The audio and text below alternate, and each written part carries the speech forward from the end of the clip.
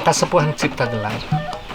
Kita berpusat di Kampung Ciptagelar. Kampung Ciptagelar ini masuk ke wilayah administratif Desa Sirna Resmi, Kecamatan Cisolo, Kabupaten Sukabumi.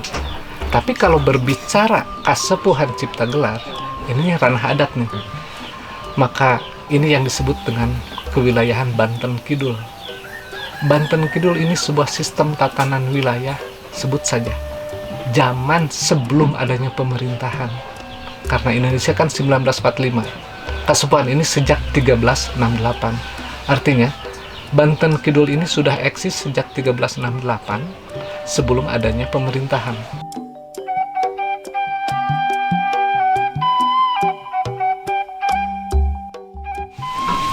Kalau berbicara tentang sejarah Kasepuhan, kita cuma dibatasi lakon Kasepuhan yang sedang dijalani saat ini. Kita cuma boleh menyebutkan sejak tahun 1368 Masehi ya di sini. Artinya di tahun 2001 ini Kasepuhan menjalani titipan tradisi dari leluhur itu sudah 653 tahun yang lalu. Dari lakon di mana kita harus menjalani titipan ini, 1368 itu starting pointnya dari Bogor, sebut saja begitu, yang kemudian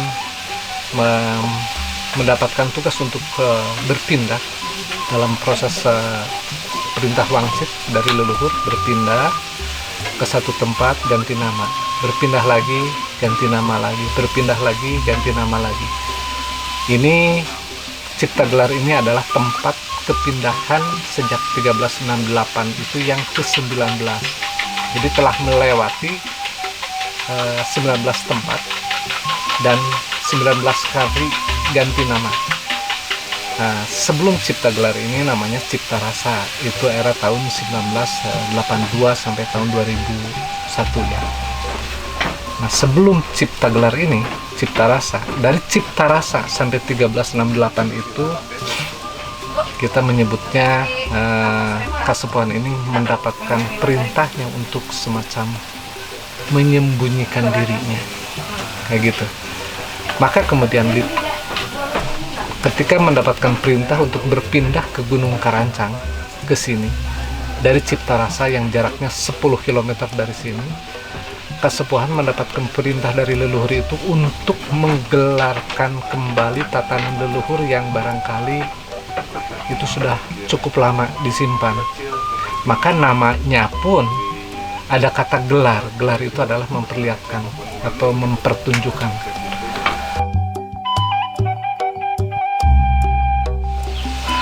Kehidupan sehari-hari masyarakat, kita cuma menjalani tugas dan titipan dari leluhur. Satu adalah bertani. Itu adalah kehidupan. Itu bukan mata pencaharian, tapi adalah kehidupan. Karena kita hidup, maka kita membutuhkan sang pemberi hidup. Apa yang menjadi sang pemberi hidup? Nggak ada lain, nggak ada bukan, yaitu makanan. Kita tidak ngomong Tuhan dalam hal ini karena kejauhan dan beda porsi kalau berbicara tentang hidup yang sedang dijalani, bahwa semua membutuhkan yang namanya makanan. Maka bertani adalah kelengkapan dari hidup yang dihidupi oleh hasil dari pertanian itu tadi. Kalau keberuntungan bagus ya enak.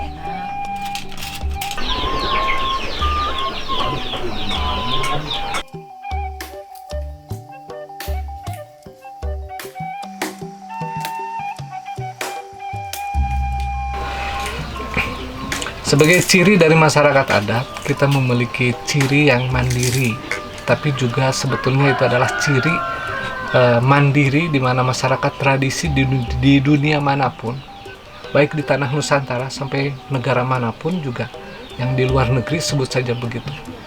Itu kalau orang-orang tradisi akan tetap terlihat menggunakan sesuatu yang disimpan di kepalanya. Maka kalau di Kasepuhan Ciptagelar kita akan menggunakan yang namanya ikat kepala seperti ini atau penutup kepala. Ini ciri dari masyarakat tradisi. Dan yang perempuan itu menggunakan kain penutup bagian bawahnya. Yang membedakan di mana sosok laki-laki dan sosok perempuan. Dan ini semua kalau kita perhatikan, masyarakat Nusantara menggunakan ciri ketradisiannya yang berbeda. Dan semua menggunakan itu, penutup kepala pasti.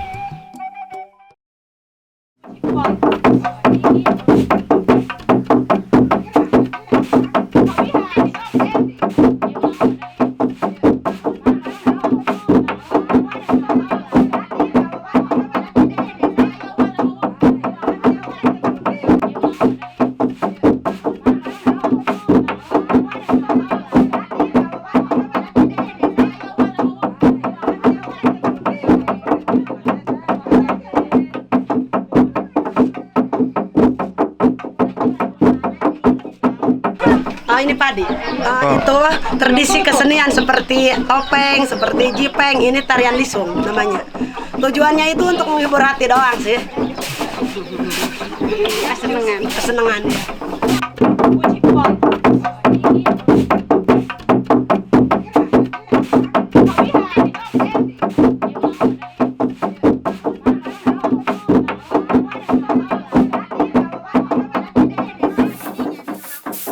Tatanan kebudayaan salah satunya ya tadi Abah sudah sebutkan ya, salah satunya kita mewarisi menanam padi secara tradisional, dan bibitnya itu kita turun temurunkan dari zaman dulu sampai sekarang kita tetap menggunakan bibit lokal. Terus hasilnya kita tidak boleh jual belikan keluar, tapi kita simpan untuk bekal kehidupan sehari-hari. Adapun istilahnya tatanannya ya, salah satunya dalam kurun waktu 1 tahun kita ada upacara, itu kurang lebih ada 5 upacara besar. Salah satunya kita menanam padi. Yang pertama itu namanya ngasek. Terus habis menanam padi ada acara mipit panen padi. Terus ada acara masak nasi pertama, itu nganyaran. Terus ada rapat besar di Kasepuhan 1 tahun 1 kali, itu namanya ponggokan. Sama sebagai puncak acara itu namanya ada upacara serent tahun barunya pertanian padi. Dari tahun ke tahun batas pertanian padi di Kasepuhan Ciptagelar itu ditutup oleh upacara namanya serent tahun. Barengan, Kang Tarman, Kang Bira berjuang jangan berjuang. Sing kalau kamu mangkon ya, kalau bisa malah bikin cicing we. Sanes gitu. Bidang teknologi sendiri kebetulan kalau Abah itu sebatas hobi ya. Satu sebatas hobi, keduanya menjadi kebutuhan di adat istiadat yang ada di Ciptagelar itu. Dulu itu nggak seperti sekarang ini. Salah satunya di dunia komunikasi sama penerangan. Dulu kan jauh dari kota sama sekali, gelap gulita lah di sini. Nggak ada listrik, nggak ada telekomunikasi. Jadi ya Abah mencoba waktu Abah sekolah dulu. Jadi apa sih yang bisa Abah terapkan di kampung adat Abah yang tidak merusak tatanan adat di Kasepuhan untuk kemajuan pengembangan di Kasepuhan sendiri. Ya salah satunya untuk almarhum sendiri ayah Abah waktu itu pengembangan listrik terbarukan ya. Salah satunya mikrohidro, dan sampai saat ini kita masih menggunakan mikrohidro. Dan waktu almarhum ayah Abah membangun mikrohidro, Abah waktu kecil tertarik sekali. Kenapa sih ini ada setrum bisa nyala dan sebagainya. Ya dari situlah belajar Abah. Waktu sekolah ya kita kembangkan mana aja sih yang bermanfaat buat kita di sini. Ya salah satunya Abah mengembangkan dunia komunikasi waktu itu. Karena nyambung ke Telkom dan ke sebagainya nggak bisa waktu itu tahun 2003-2004 ya Abah membuat satu stasiun untuk komunikasi warga di sini. Ya, salah satunya menggunakan radio FM waktu itu sama Handi Talki untuk komunikasi antar kampung, dan dikembangkan sampai saat ini udah menjadi televisi Ciptagelar. Sama untuk komunikasinya juga sekarang udah ada wireless. Jadi ya terus aja Abah kembangkan, selain kita hobi juga di situ ya. Mudah-mudahan hobinya bermanfaat buat masyarakat Abah di sini. Yang lain-lainnya banyak yang dikembangkan juga semua.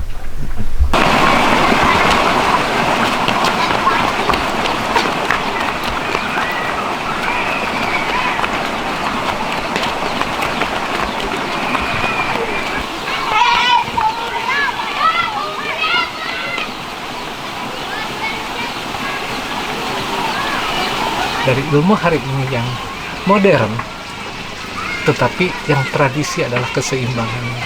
Jadi dua sisi tata negara dan tata adat pun harus kita jalani seperti seharusnya kehidupan ini dijalani. Maka itu yang kemudian barangkali misi yang sedang diemban oleh Kasepuhan hari ini itu harus kembali digelarkan. Kalau kita lihat misalnya manusia hari ini banyak berbicara tentang ranah-ranah di mana kehidupan ini nampak seperti tidak seimbang. Nampak tidak seimbang. Ketika tidak seimbang, ibarat seseorang berdiri dalam satu kaki. Bisa jalan nggak? Nggak bisa.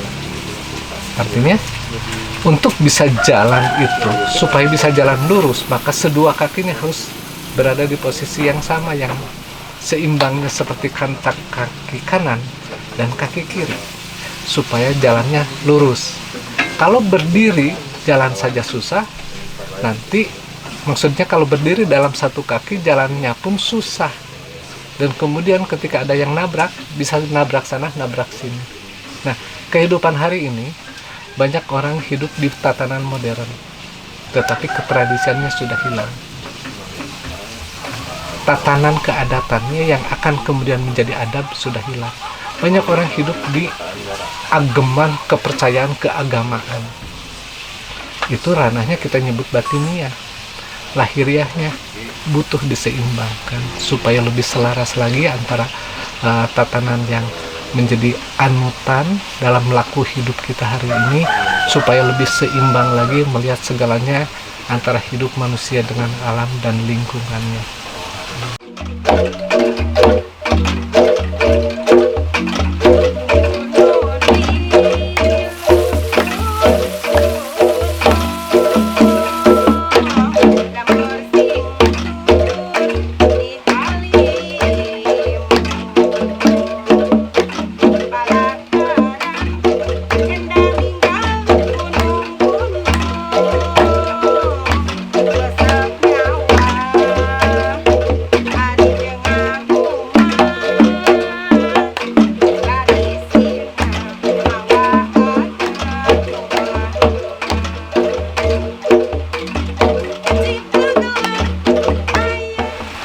Asal usulnya ini seni angklung ini kan tadi udah dikasih tahu kan, ceritanya lagi kesepian waktu nanam padi, dia lagi kesepian bikin kesenian untuk meriah dirinya pribadi untuk jangan sampai sepi sambil nungguin pertanian kita.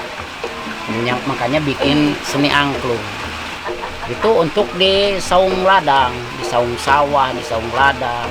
Berarti asalnya karena pas Dewi Sri ini? Iya, pas Dewi Sri ada ditanam di lahan, dia pasti mainannya calung, angklung, gitu. Jangan sampai nungguin Dewi Sri itu kita kesepian, gitu.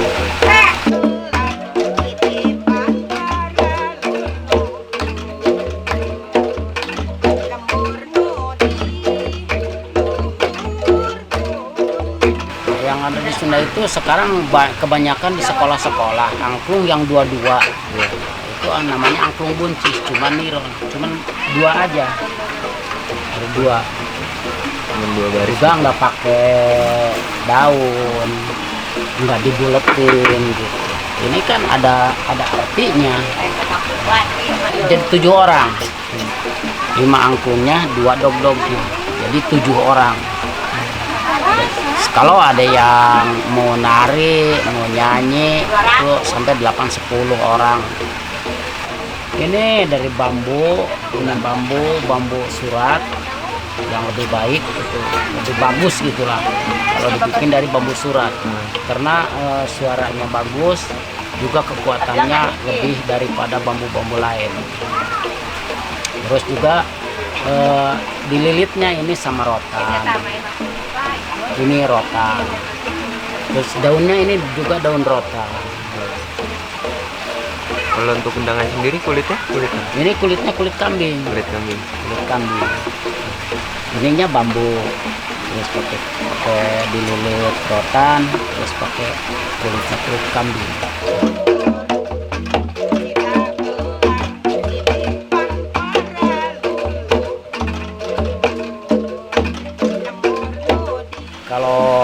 sini banyak acaranya, banyak dipakainya. Contohnya untuk sebulan sekali kan bulan 14 di bulan purnama kayak sekarang nih, itu yang udah kepastian setiap 1 bulan sekali. Terus juga untuk di adat di Bohon mulai itu mau nanam padi ngasek atau juga tandur di sawah gitu. Itu mulai dipakai di ladang, di sawah. Terus juga mau mulai panen pakai lagi di ladang, di sawah. Terus mau ngambil padi udah garing mau diambil ke lumbung dipakai lagi. Terus mau numbuk dilisung dipakai lagi. Terus mau dimulai nyanguk pare anyar yang dapat panen sekarang dipakai lagi. Terus serentahun itu apalagi itu puncaknya acara tani itu serentahun. Ya memang permainan angklung ini Aki nggak boleh tertunda, jangan sampai tertunda. Makanya anak-anak Aki itu cucu Aki udah belajar, udah bisa yang mudah-mudah pernah untuk ke depan sampai akhir nggak bakalan tertunda.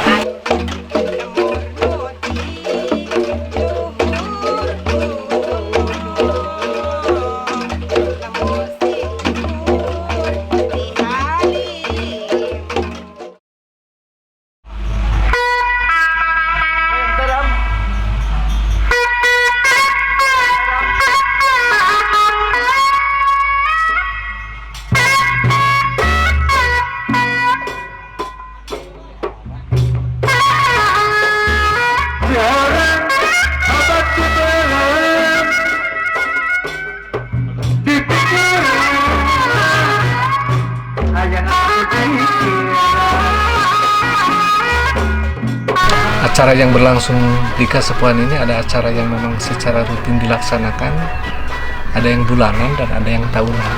Yang bulanan ini seperti misalnya malam purnama kita sebut obat belasan. Ilmu sepuh ini sudah sampai di mana mengetahui barangkali siklus alam yang terjadi, hubungan dengan alam itu sendiri, dan ini penanda alam untuk proses keselamatan bagi siapapun yang tinggal di bumi ini. Itu pentingnya keselamatan, karena yang kita selalu berdoa itu pasti meminta keselamatan.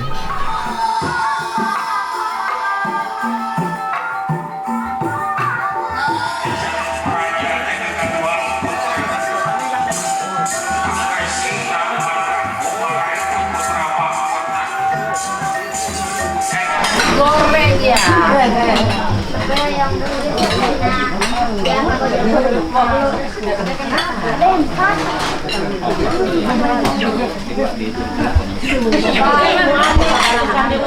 Goreng ya.